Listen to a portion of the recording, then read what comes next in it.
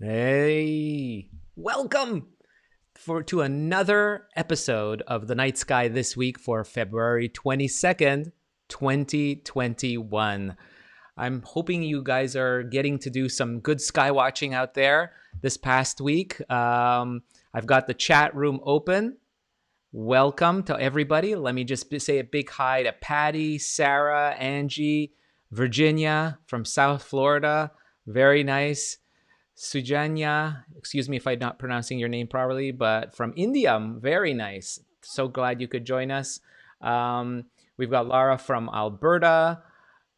We've got Austin also from Alberta. Great. And Rodney from Malta. Very nice. Klaus from Bavaria. Nice to see you. Esvin from Maryland. Welcome to everybody watching wherever you are around the world.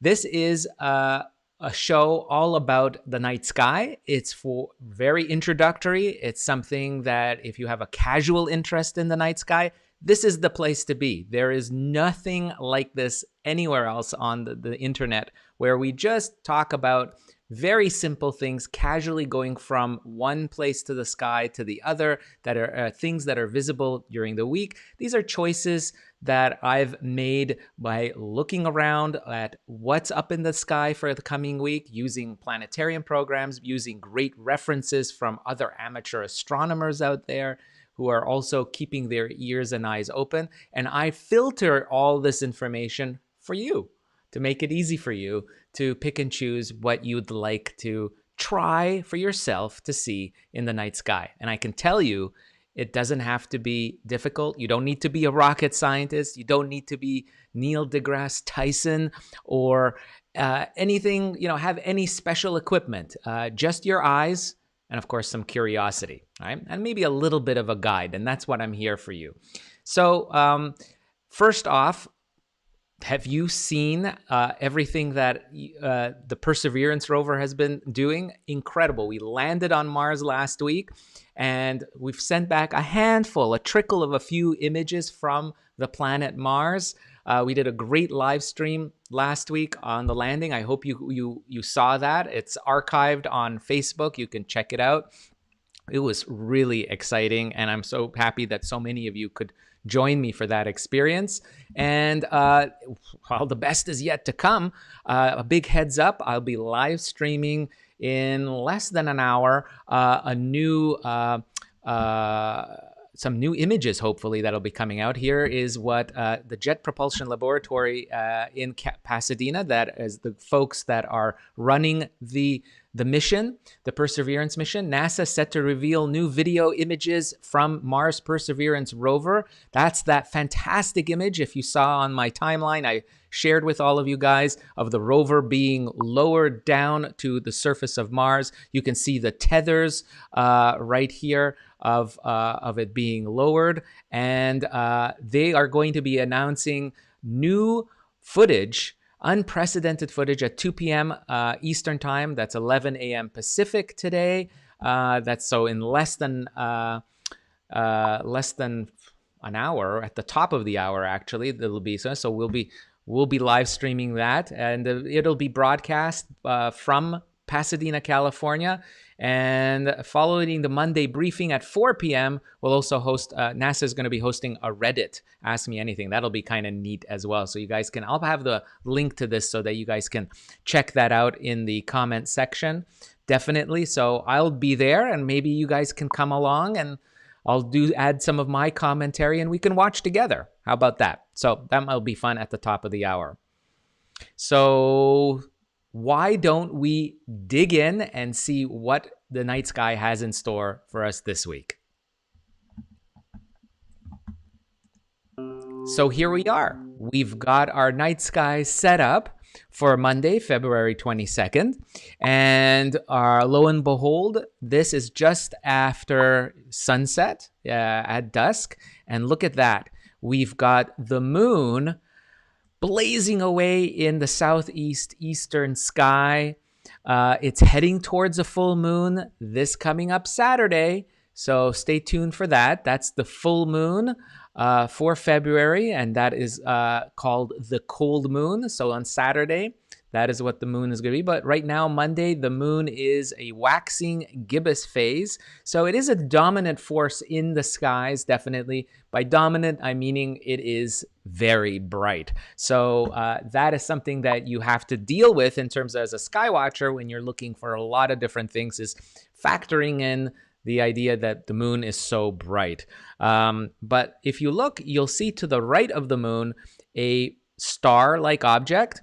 There's Uranus, but Uranus is not going to be very visible unless you see it with binoculars, not with the eye, but Mars will be. Mars is still something you can see very easily with the naked eye. It's something even from cities, suburbs, brightly lit cities, you can still make out that orange hue that is so indicative of Mars. Underneath the moon, just after sunset, again, you'll see another bright star, even brighter star than Mars. It'll be underneath the moon, closer to your horizon in the southeast. That is going to be the star Sirius. It's the brightest star. It's also one of the closest stars to Earth. That's why it's so brilliant. Sirius is only 8.6 light years away, and it shines so brilliantly under the moon on Monday, February 22nd, just after dusk settles in. Just as darkness falls, you'll see that beautiful white, brilliant light of Sirius. So check this out. So we've got something also very interesting as it gets darker. And by the way, this is something that you can see. I've got it, for maybe Tuesday night. I'm going to set it out here, the 23rd. Here we go. And I'm going to set it for a little bit later as darkness really settles in and you get to see everything much more clearly. I want you to look at this. This is going to be interesting, that you'll see Mars and Aldebaran, two orange-colored stars. They're going to be the colors are going to be slightly different, not the same, but similar. They'll definitely both be shaded kind of orange-like. And it's very interesting because there's such a vast difference in what these objects are, and yet to the naked eye, from here on Earth, looking up at the sky, both these objects look like stars, but only one is. Aldebaran is actually a brilliant star in the constellation Taurus, the Bull. We've talked a lot about Aldebaran before. It's 66.6 light years away, and it represents the eye of the Bull, Taurus the Bull. However, if we look to the right of Aldebaran, another fairly bright star, similar in bright, almost actually this week, both Aldebaran and Mars will be of equal brightness. So this is very interesting. Mars is a planet, And it doesn't shine by its own light. It's actually, we see it because of sunlight reflecting off the surface of Mars, those sand dunes, those highlands, and all that iron oxide rich soil. The sunshine bounces off of that, and we see that light. We see that color, distinctive color of Mars. And that's because of the bouncing off of the light. Meanwhile, with the star Aldebaran, it produces its own light. So two vastly different objects, yet they're both shaded orange. They both look like stars. And of course, Mars is a planet, and it's much closer. It's 212 million kilometers away, and it takes 11.7 minutes for the light from Mars to reach your eye. So anytime this week, I've got it set for Tuesday, February 23rd. The moon will have kind of moved off a little bit to the side. So you can see the moon will be way off up here.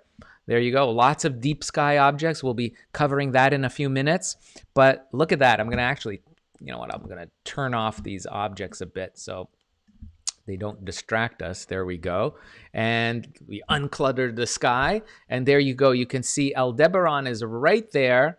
Right there, that's Aldebaran, and in the Hyades cluster, the open cluster that represents the face of the bull. But Aldebaran is that orange star. So even if you're in light polluted areas, this is something that you can see, and both are about equal brightness. And what's interesting is if we keep watching Mars over the next few weeks and months, Mars, and it has been, Mars used to be in the constellation Aries the Ram, which is right next door to it. You can see that here. Now it's kind of progressed. It's moved, just like the name, the word planets. Planets means wanderers in ancient Greek. Planetas, the wanderers. Planets seem to wander in front of the backdrop of fixed constellations.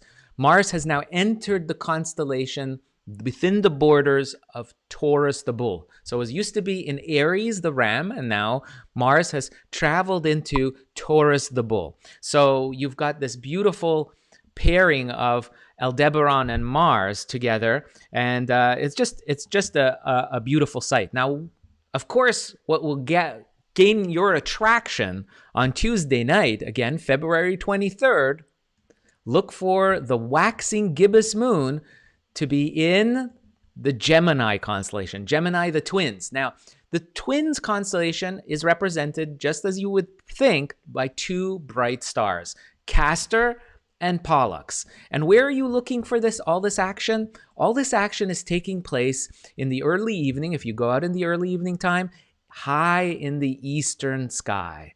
Again, this is Tuesday, February 23rd. The moon is positioned beautifully, very close to the two stars, Castor and Pollux. Castor and Pollux. You can see right there, those are the two stars that represent the head of the twins.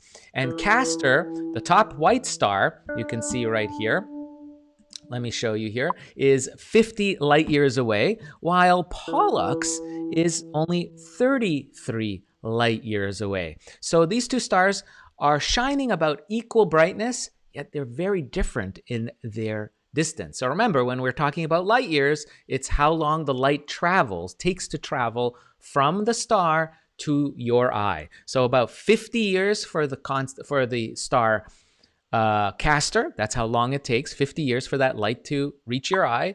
And with Pollux, it's 33 years that it takes to reach your eye. So just think back when you're watching this on Tuesday night next to the moon, the brilliant moon. It's amazing to think how far back in time you're looking. And by the way, the moon is only 381,000 kilometers away, and it takes light just over 1.2 seconds to reach your eye. That's how close the moon is. When you're looking at this beautiful pairing of the moon to these two stars, you can see about the positioning, how far away the moon will appear. There you get a clearer sense how far away. But what will be very interesting also is that next to the moon, if you have binoculars, try this. This is a great little added challenge, observing challenge, is that right next to the moon is going to be a little star right there. You can see. And that star is called Kappa Geminorum, also known as Al-Kirkab. Al-Kirkab. And this star is 141 light years away. And it is visible to the naked eye. I mean, it's not very bright. It's 3.5 magnitude, which means if you're in a city, near a city, it'll be a faint star. And it'll be a challenge to see with this moon, the waxing gibbous moon. And for those of you in Eastern North America, places like Washington, D.C., Delaware, Maryland, those areas, you'll actually see the moon go in front and cover the star a bit. So off the eastern coast of North America, you guys will have a chance to see it be hidden behind the moon. These are called lunar occultations. That's what astronomers call it, when a star or planet hides behind the moon. As the moon travels across the sky, it sometimes does hide brighter star-like objects, and we call those lunar occultations. And they happen in very restrictive geographic locations around the world. And so those of you on the coast of northeastern North America, United States particularly, you will have a chance to see that star covered. It's Kappa Geminorum, and it's a small, faint star, 141 light years away, and it will be covered by the moon. So something fun on Tuesday night. Again, this is Tuesday night, February 23rd we're talking about, and it's a really, really cool thing to be able to see. So let's go to the chat room for a second. Say hi to everyone. Very, very nice. Magda, nice to see. Austin is there. Pam is there. We've got Graciela from Argentina. Welcome. Teresa from Minnesota is there. So very, very nice. So great to see all of you guys. Suna as well from Turkey. I recognize a lot of your names, and you are ardent followers. Thank you very much. Cirillo from Mexico as well. Saludos. Very nice. Very nice. So now we're going to move on to Wednesday. And what I'd like you to look for Wednesday night, and let me just zoom out. Let me see if I can zoom out here with my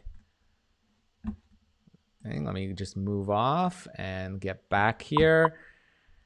So if we move this to Wednesday, there we go.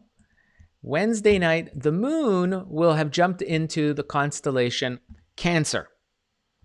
There we go. And one of the things that the moon will be pointing to, now we're getting very close for it to being a full moon. It'll be close to one of my favorite deep sky objects, and I think you guys, if you haven't seen it, do try your hand with binoculars because the moon is so close. Cancer the Crab is home to one of the brightest star clusters that you can see, and it's called the Beehive Cluster because it looks like a bunch of bees buzzing around a hive. That's what it kind of looks like. And you can see how far away it will be from the moon. Very close. You use the moon as a guidepost. Now, because the moon is so bright, it drowns out a lot of the fainter stars. But if you've never been able to find the Beehive Cluster before, on Wednesday, February 24th, the moon will be a wonderful guidepost on Wednesday night to find the Beehive Cluster. And what it looks like is beautiful as well. Here, I'm going to show you a nice close-up view of it. Isn't that gorgeous? That's the Beehive star cluster in Cancer the Crab. And the moon will point the way to finding it. It's a really nice cluster. It's visible to the naked eye if the moon is away from that point in the sky. That's something that you should know. Once the moon goes away and you know where to look for the beehive, it's a beautiful sight even through backyard telescopes. And so what's interesting is that ancient Greek poets had mentioned it back as far as 260 BC. 260 BC, it was referred to as the little mist, or the cloudy star. And so classical Greek astronomers, Ptolemy actually described it as a nebulous mass in Cancer. And so this is really it has an incredible ancient history, this cluster does, the beehive, also known as M44 or Messier 44, as part of that famous catalog of Charles Messier, the 17th century astronomer. He cataloged 110 of the brightest objects beyond the solar system that are great for backyard sky watchers. And by the way, this cluster is 610 light years away from the Earth, and the moon will be a wonderful guidepost Wednesday night. So do check that out. Now, also really nice, if we turn on to Thursday night, bingo, we've moved over Thursday. The moon is now in Leo, in the mouth of the lion. Leo the lion, that's where the moon will be Friday. It is near full moon. Now, officially, the full moon happens on Saturday. It happens at 3:17 a.m. Eastern time. So it is officially on Saturday, but Friday night, it will look, for all intensive purposes, to all of us as a full moon. So it will be rising soon after sun sets in the west. The full moon will rise in the east and dominate this overhead skies, over the southern skies, throughout the overnight period. And it will be basically in the mouth of Leo the lion, just there, almost gobbling it up. That's how Leo the lion is going to be positioned with the moon. So that's really cool. Late Friday night into Saturday morning. Leo constellation rising in the east late at night. But what I'd like to also show you is a group of stars called the Winter Triangle. Now, it's another kind of formation of stars. It's 3 stars, just as you would think, with each point in the triangle representing a bright star. Let me just turn off the deep skies here. And what the 3 stars that represent the Winter Triangle are Betelgeuse in Orion. That's the shoulder star of Orion the Hunter. Procyon, which is Canis Minor, the little dog. It's the brightest star in the little dog. And the brightest of the 3 in the Winter Triangle is Sirius. Sirius in Canis Major, the big dog constellation. And so try to find these 3 stars. It makes that configuration called, it's an asterism, meaning it's not one constellation. It's just a group of stars that looks like a very easy to find formation, a pattern. It's called the Winter Triangle, for, of course, referring to the northern hemisphere being currently, we're in the dead of winter, the middle of our winter skies. Of course, for those of you that are in the southern hemisphere, it's the middle of summer, and you guys should be able to see this very well as well. But of course, your orientation will be reversed from what I see here. Me being I'm in Montreal, Canada. For me, this is the orientation of the Winter Triangle. And I guess this would be the summer triangle for you guys in the southern hemisphere. But try to find this formation. It's really neat. So that would be down on Thursday. Now, on Friday, I should say. And if we move to the morning skies, I want to get into the morning for a second. Sunrise. There we are. And what greets us all week long are 3 planets. And these were lost to us just a couple of weeks ago. And now they're really coming into their own. And I want you guys to see if you could try to find it. So if you could set your alarm, if you're brave enough and you set your alarm about an hour before your local sunrise, you be out looking towards the southeast, very clear view toward the southeastern horizon, you will be greeted by 3 star-like objects that are planets. You get a great 3-for-1. You see Venus down here near the sun. You won't see Venus this week. It'll be lost in the glare of the sun. It's too close to the glare of the sun to be seen. So we've got Jupiter, Mercury, and Saturn greeting us in the early morning dawn, basically about a half hour before your local sunrise, looking towards the southeast. This is where you'll see the 3 planets, Jupiter, Mercury, and Saturn, completely dominating that part of the sky. That's going to be really, really neat for all of you guys to see, I think, especially if you have binoculars. The binocular view will make it a much more easy thing to be able to see close up.